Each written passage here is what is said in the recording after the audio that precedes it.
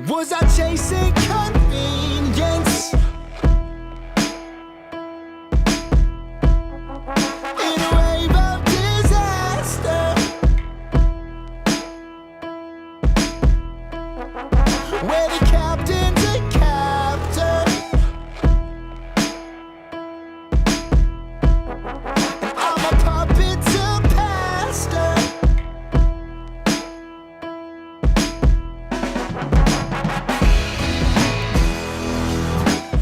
Let's go. Hey everybody, Sid here with AJ. That's right. And hey, we've had a really great time with you this week.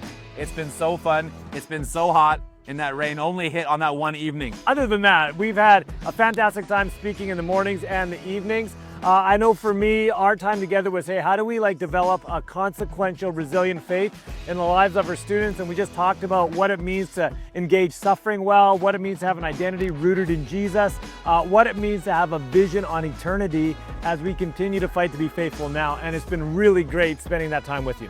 And in the evenings at the fireside, we were able to handle a few foundational things off the bat, actually talking about our foundation and how the wise builders build their house of the rock and remove the distractions from where God wants us to build our lives, which is on his son, Jesus Christ. And the second night we went into Psalm 23, and we learned how the good shepherd walks us into peaceful streams and calm meadows, and walks us through the darkest valleys. We talked about the hard times and considering it all joy, all the trials that we go through. Yeah. And then we talked about the cost of discipleship, how it's always going to cost us something to follow. And then the last night we talked about being salt and light into our world. Yeah. Living our life out loud in ways that people can see because they desperately need the light that's within you. Hey, it was great working with you this week, brother. Appreciate it. Joy. Hey, thanks everybody.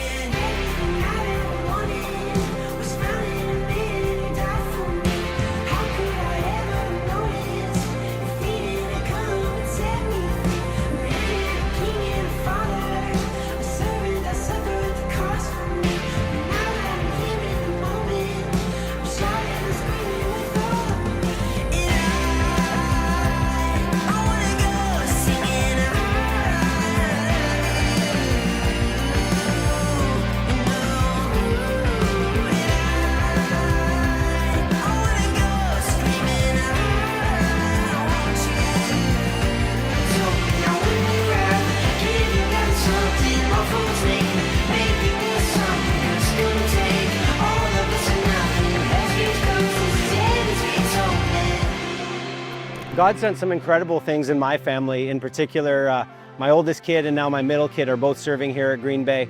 And since he came back the first time, it was a game changer. Just knowing that he wanted to be a part of it and come back. It blesses my wife and I, knowing that they're finding purpose and they're finding value in their relationship with Christ.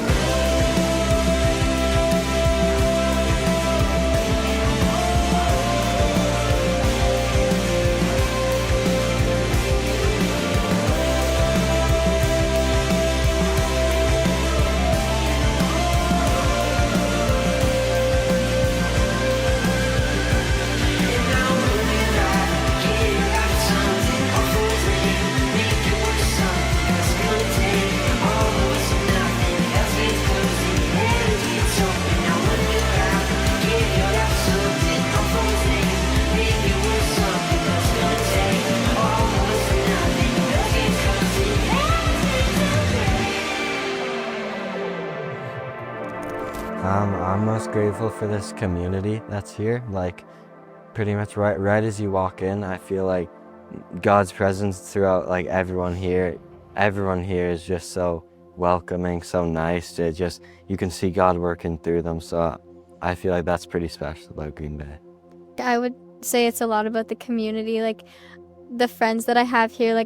I have a lot of great friends at home, but the friends you meet here, they feel more like family, and it's just pretty crazy how God works through them, and God gets me to meet all these people because they've all actually changed my life. And the community that I have here strives me to go home and try and introduce God to more of my friends at home.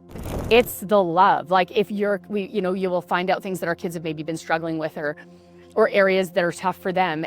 And Green Bay has filled every gap that we either haven't been able to fill or we didn't know there was a gap there.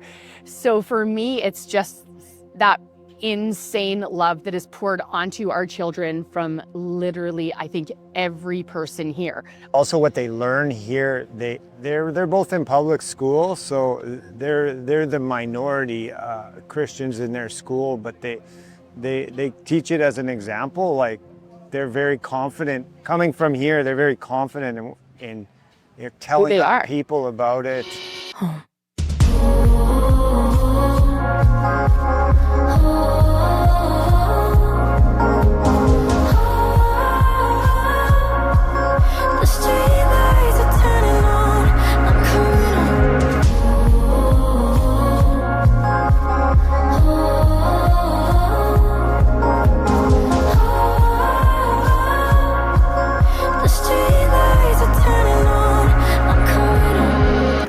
What really blesses my heart is that when I was the age of a lot of these guys that are in mentorship, my good friend Cameron Haley and I, we ran a small group, very similar, did a lot of the same things, and worked with a bunch of kids from grade 9 all the way to grade 12.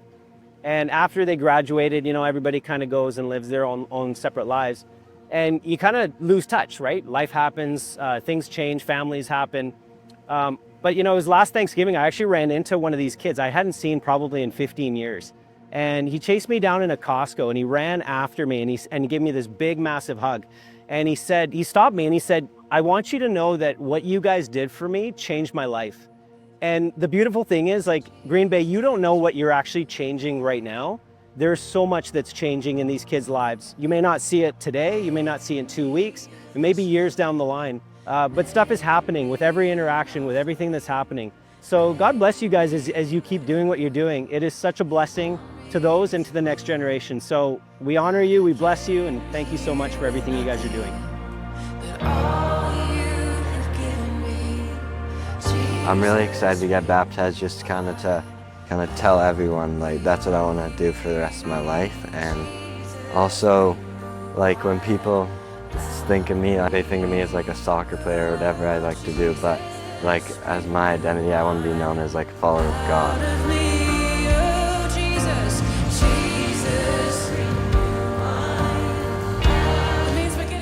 We were both baptized here. 3 kids. Yeah, before we had children, so yeah, it's pretty special.